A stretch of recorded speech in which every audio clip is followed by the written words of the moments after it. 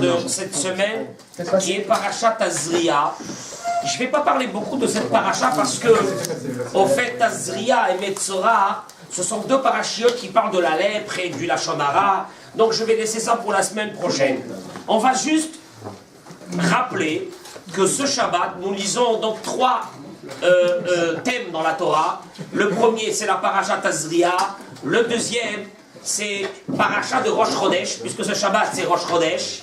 Et le troisième, c'est Parashat HaChodesh. Qu'est-ce que ça veut dire Parashat HaChodesh? Vous savez qu'on a lu tout ce mois de Hadar 4 parachiotes en plus, entre guillemets. On a lu Parashat Shkalim, on a lu Parashat Zachor, on a lu la semaine dernière Parashat Para, et cette semaine nous lisons Parashat HaChodesh. On va dire que le shiur de ce soir, il est basé sur une chose. Qu'est-ce que c'est cette Parashat HaChodesh? Et en prime, je vais vous rajouter quoi? Eh bien, la raison, on va dire une raison exceptionnelle, pourquoi est-ce que nous cassons la matzah du milieu en deux, Yachatz, le soir du Seder, et on va découvrir quelque chose d'énorme.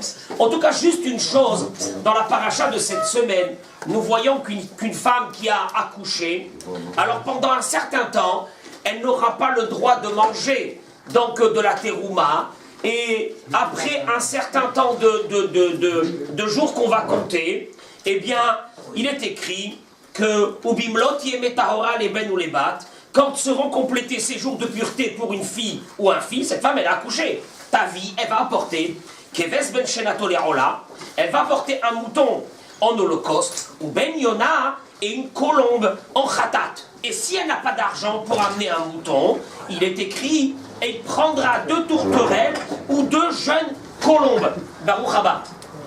2 tourterelles ou 2 jeunes colombes. La première question que nous essayons de comprendre dans la paracha de cette semaine est la suivante. C'est très très rare que la Torah demande en sacrifice d'expiation d'apporter des tourterelles. Et il faut essayer de comprendre des tourterelles ou des colombes. Des colombes, en principe, on amène des animaux. Khatat, c'est un animal qu'on amène. Non, la Torah l'a demandé. Pour une femme qui accouche, elle apportera. Alors, en expiation de quoi? Expiation de quoi, Rabotai? Qu'est-ce qu'elle a fait, cette femme? Elle a eu un enfant, Mazal Tov.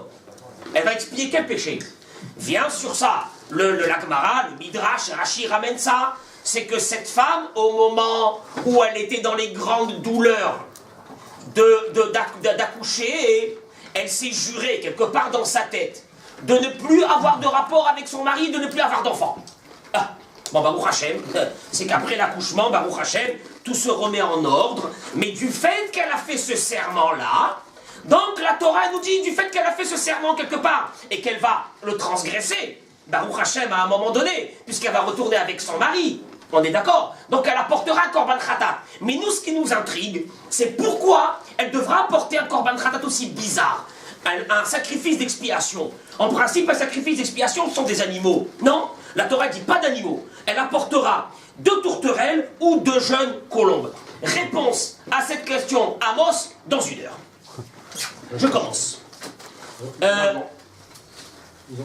La majeure partie de... On va le voir tout de suite, on va rentrer dans la deuxième paracha qu'on va lire.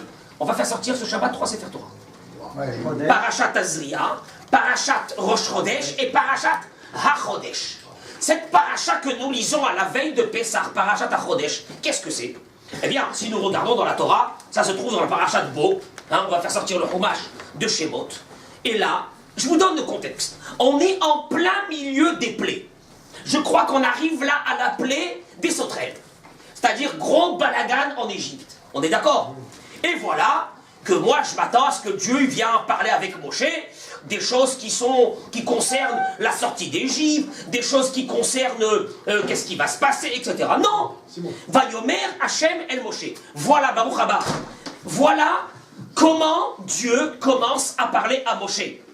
HaChodesh Azeh Lachem Rosh Chodashim.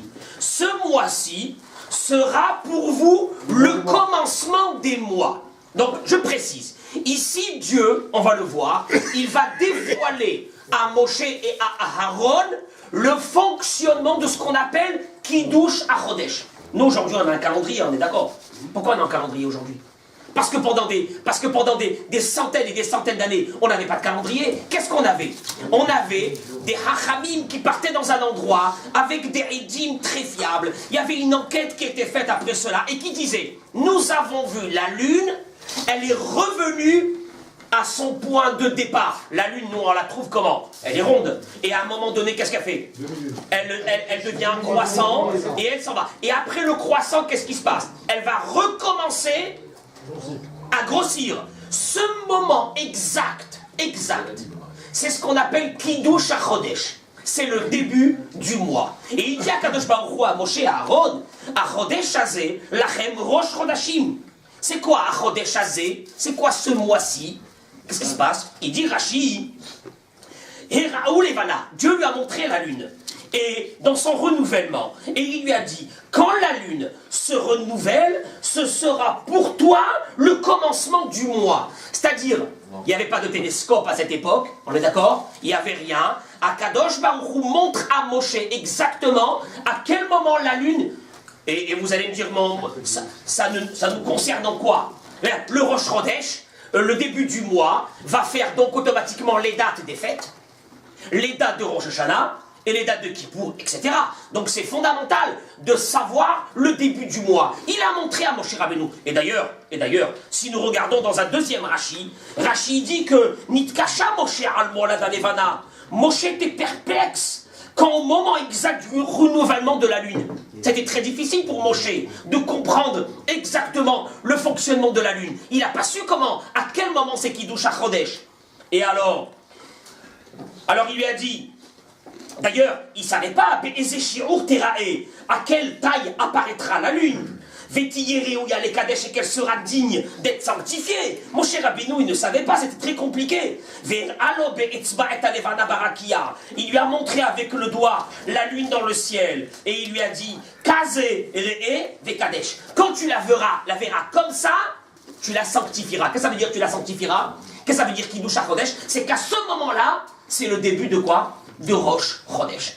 Mais pas seulement ça, il continue le verset, c'est le même pasouk, et il dit Achodesh hazeh lachem Rosh Chodashim. Donc pour vous, ça sera le commencement des mois. Rishon hu lachem lechodshei hashana. C'est le début des mois de l'année.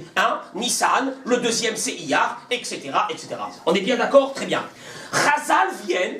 Alors, juste avant de poser la question, la suite que nous allons lire ce Shabbat Amos, c'est pas, on lit pas un seul verset. Qu'est-ce qu'on lit? On continue. C'est une paracha entière. Qu'est-ce qu'elle dit cette paracha? Alors, je vous lis rapidement.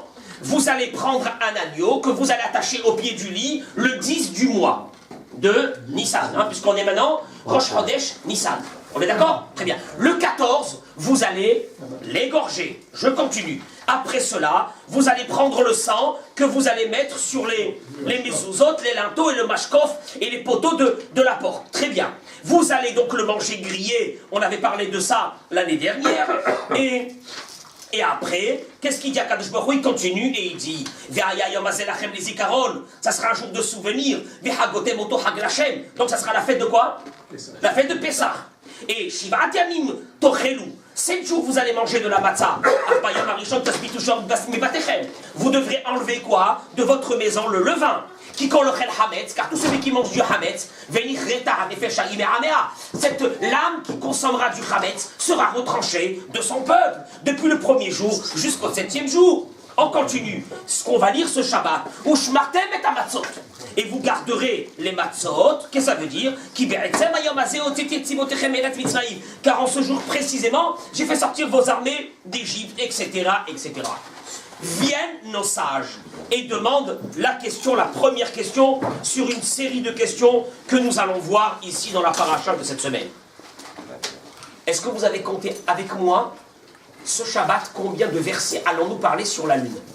1. Et les dizaines de versets qu'on va parler, on va parler ici sur quoi? Sur Pessah. Comment on aurait dû appeler cette paracha? Paracha à Pessah. Vous allez me dire, ah bon, pourquoi? Mais le premier mot, ça parle de quoi? Peut-être de quoi? De Rosh Chodesh, de la lune. Alors moi je vais vous répondre tout de suite que c'est faux, cette réponse. Pourquoi? Parce que la semaine dernière, on a dit, Zot Chukat Torah, voici la loi de la Torah. Et on n'a pas appelé la paracha de la semaine dernière la paracha Torah. On l'a appelé quoi? Sur le sujet qui composait cette paracha. Donc le sujet qui compose cette paracha, c'est quoi? C'est Pessah. C'est Pessah. Il y a un seul verset sur Rosh Chodesh. Donc on aurait dû appeler cette paracha paracha de Pessah. Et si on ne l'a pas appelé Pessah, c'est qu'apparemment le verset de Chodesh Hazeh Lachem, il est tellement exceptionnel dans son symbole que tout le reste qui est à côté ne vaut rien par rapport à ça. Et ce qu'on doit comprendre ce soir, c'est qu'est-ce que c'est cette mitzvah de Kiddush HaChodesh, de proclamer le nouveau mois. Alors, c'est le mois de Nissan, c'est vrai que c'est le mois de Nissan, mais apparemment, la Torah ne s'est pas attachée à ce qui a composé cette paracha, qui est Pessah. La Torah s'est attachée à quoi? À ce que c'est marqué le premier verset, que vous allez proclamer le nouveau mois. Est-ce qu'il faut comprendre qu'est-ce qu'il y a dans ce Kiddush HaChodesh d'aussi exceptionnel qu'on a balancé, on a mis de côté tout le sujet de Pessah pour ne prendre que cette petite partie. Ça c'est la première question que nos sages demandent. Deuxième question.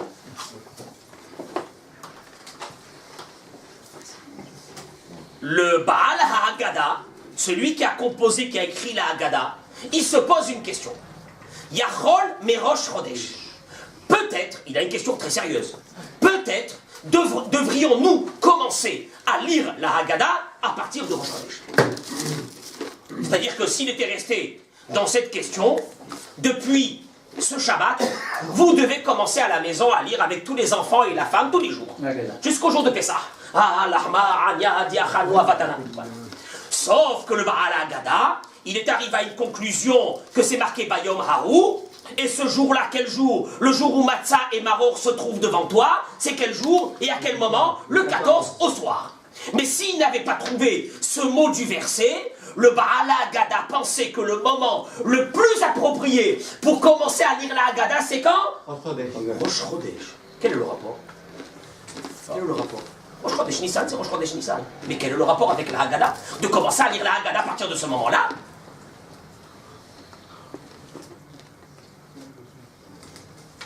On continue. Rashi ramène les paroles de Rav Yitzhak dans le premier pasuk de Bereshit bara Elokim et Hashamaim ve'et haaretz. Dieu a créé donc le ciel et la terre. Bereshit, Bishvil Israël, Shenikru Reshit, etc. Bon, très bien.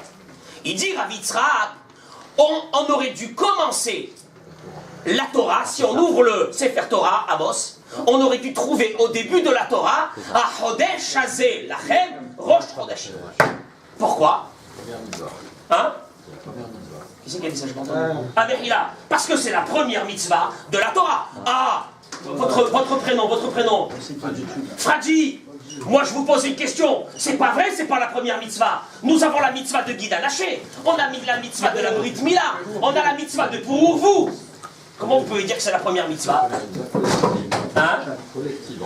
Ce que nos sages nous disent, c'est que Torah, Tziva, Lanu Moshe. Nous, on n'a que les mitzvot qui ont été donnés par qui?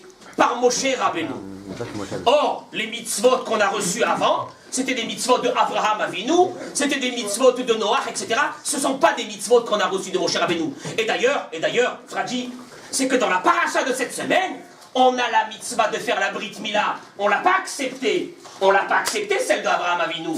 Entre guillemets. Pour nous, il faut que Moshe Rabbeinu nous la reconfirme. Et il est écrit au Bayom Hashemini, Imol Bessar Anolato. Je répète maintenant la question. Donc, on aurait dû commencer la Torah, il te dira Yitzhak. Dans quoi? Par quelle mitzvah? La mitzvah de proclamer le nouveau mois.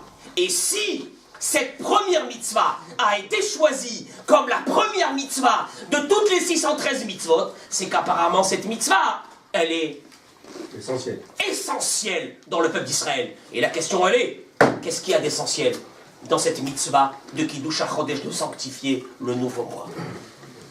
On continue?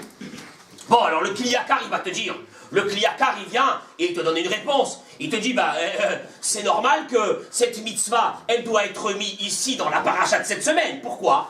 Parce que te dit le Kliakar, Kevin, c'est que la Torah te dit qu'aujourd'hui, c'est quoi? C'est Rosh Chodesh. Pourquoi? Parce que tu sais bien que le 10, tu devras attacher quoi? Un agneau. Et le 14, comment tu vas connaître les dates si je te donne pas le jour de Rosh Chodesh? Mais sur ça, nos sages rétorquent et disent, avec le Kliakar, il y a un problème. Pourquoi?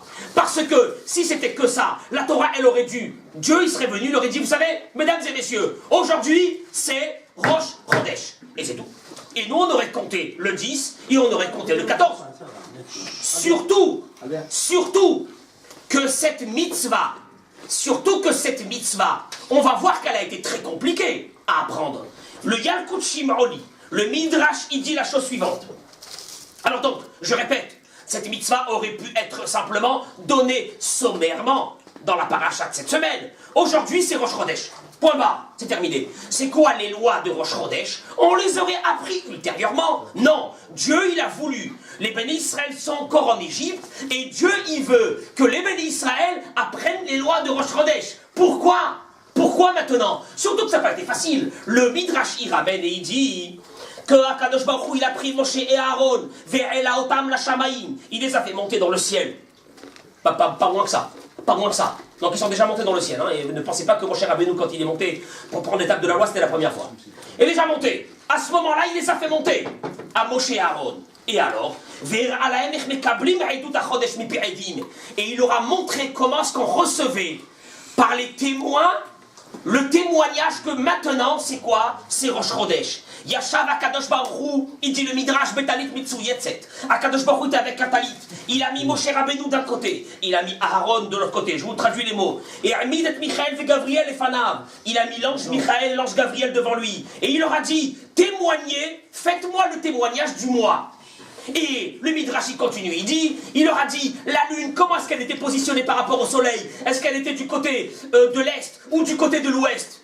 Ils ont terminé et Dieu il a dit, aujourd'hui c'est Rosh Chodesh. Et il dit à Moshe Aaron, vous avez vu ou non? C'est comme ça que vous devez le faire en bas. Moi je vous pose la question, on n'est pas encore sorti d'Égypte, qu'est-ce que tu... Et c'est la première mitzvah de la Torah. Et elle est compliquée. Mais encore plus, chers amis, pendant 40 ans, ils n'ont pas fait le Kiddush à Chodesh. Personne n'est sorti pour vérifier la lune. Dites-moi pourquoi. Il était en pleine dans le désert, en pleine il y avait le Hanan. Il y avait la nuée. Ils ne pouvaient pas voir la lune. Pendant 40 ans, ils n'ont pas vu la lune. Ce qui veut dire que cette loi, ils vont se servir à quel moment? Au moment de rentrer en Israël. Ce qui veut dire qu'on aurait pu leur donner cette mitzvah quand? À la 40e année. Ils seront même pas là surtout. Hein? Ceux à qui on a donné la mitzvah, ils seront pas là. Bien sûr, mais ni Moshe sera là, ni personne sera là. Et il a fallu qu'Akadosh Baruch Hu décide que la mitzvah de Kiddush HaChodesh, elle soit donnée quand? Alors qu'ils sont encore en Égypte. Qu'est-ce qu'elle a de fondamental cette mitzvah? De sanctifier le nouveau mois. Donc pendant 40 ans, ils n'ont pas fait les fêtes, que Shabbat. Non, ils ont dû sûrement avoir un autre système pour compter. Ou bien Kadosh Baruch Hu leur a dit c'est Rosh Chodesh. Mais en tout cas, eux, d'eux-mêmes, ils n'ont pas eu la possibilité de vérifier si la lune, elle était au début du mois, oui ou non. Impossible. Mais les fêtes, ça a commencé quand? C'est nuageux. Le désert, hein? Les fêtes, ils ont commencé avec Oui, bien sûr qu'ils ont commencé à avoir des fêtes. Bien sûr qu'ils ont commencé. Mais en tout cas, Kiddush HaChodesh, sanctifier le nouveau mois, ils n'avaient pas de possibilité. Donc pourquoi cette mitzvah a été donnée? Et si cette mitzvah a été donnée quand? Le jour de Rosh Chodesh Nissan. C'est qu'il y a un lien très proche entre le Kiddush HaChodesh, la sanctification d'un nouveau mois, et le mois de Nissan, et la sortie d'Égypte. Qu'est-ce qu'il y a? Ça commence à nous intriguer, qu'est-ce qui se passe avec ce HaChodesh? On va voir donc on va démarrer à zéro. Le Rabbi Mathia ben Harash, Rashi ramène dans Parashat Bo que au moment où Akadosh Baruch Hu veut faire sortir les bénis Israël d'Égypte, il a un grand problème à Kadosh Baruch Hu. C'est quoi? Quel est le problème qu'il a à Kadosh Baruch Hu? Le passouk qui dit que Hine higia et dodim. Il dit Rabbi Mathia ben Harash, il est arrivé le moment du fiançailles avec Akadosh Baruch Hu. Dieu est passé et il est arrivé le moment du fiançailles avec Hachem. Dieu il veut nous faire sortir d'Égypte. Quel est le problème? Le Ham Israël était nu. Il n'avait pas de mitzvot. On est d'accord? Il dit Rabbi Mathia ben Harash, les bénis Israël n'avaient pas de mitzvot quand ils ont été libérés. Et alors qu'est-ce qui s'est passé? Et il leur a donné 2 mitzvot. Quelle mitzvah il leur a donné? Dam Pesach et Dam Mila. Le sang du Korban Pesach qu'ils vont faire et le sang de la Brit Mila qui devront faire aussi la Mila à ce moment-là. D'ailleurs le Targum Yonatan ben Roziel il dit qu'ils ont mélangé les 2 sangs, celui du Pesach et celui de la Mila, et qu'ils ont mis sur les linteaux. Comme ça il dit le Targum Yonatan ben Roziel. Il demande le Kliyakar. Qu'est-ce que ça veut dire qu'il n'avait pas de mitzvot? Pourtant, nous disons que les bénis Israël sont sortis d'Égypte grâce à quoi? À ce qu'ils n'ont pas changé leur nom, à ce qu'ils n'ont pas changé leur langue, à ce qu'ils n'ont, on peut rajouter qu'ils n'ont pas changé leurs habits, qu'ils ont arrêté de parler du Lachon Hara comme on le verra la semaine prochaine. Et en plus, encore une dernière chose, c'est qu'il n'y avait pas parmi eux quelqu'un qui était dans la débauche. Et c'est grâce à ça qu'ils sont sortis. Alors il dit, le Kliyakar, je comprends pas. Tu me dis qu'ils étaient nus, qu'ils n'avaient pas de mitzvot. Qu'est-ce que ça veut dire qu'ils n'avaient pas de mitzvot? Il y avait des mitzvot. C'est qu'ils ont mérité de sortir. Mais bien sûr, c'est qu'il y avait des mitzvot déjà. Sinon, quand je les aurais laissés là-bas, non. Il dit, le Rabbi Mathia ben Harash, il dit, ils étaient nus, il n'y avait pas de mitzvot, et il a fallu qu'il leur donne Dam Pesach et Dam Mila. Mais la vraie question que pose le Maharal est la suivante. Le Maharal, il dit, je comprends pas. Pourquoi Dieu a choisi seulement ces 2 mitzvot? Dam Pesach et Dam Mila. Il n'y a que ça. Nous, on sait qu'à la fin des temps, les goïms, ils vont venir, les nations, et ils vont dire à Dieu, donne-nous des mitzvot et on va les faire. Et pourquoi tu donnes ça qu'aux juifs, tu donnes tout aux juifs? Donne-nous des mitzvot. Qu'est-ce qu'il va leur donner à Kadosh Baruch Hu? Souka. Il va leur mettre un soleil, on connaît la Gemara, ils vont claquer la porte, ils vont sortir. Donc tu vois bien qu'il y a des mitzvot qu'on peut donner à des personnes. Pourquoi Hachem a choisi, il demande le Maharal, Dam Pesach et Dam Mila? Qu'est-ce qu'il y a de spécial dans ces 2 mitzvot qu'il n'y a pas dans d'autres?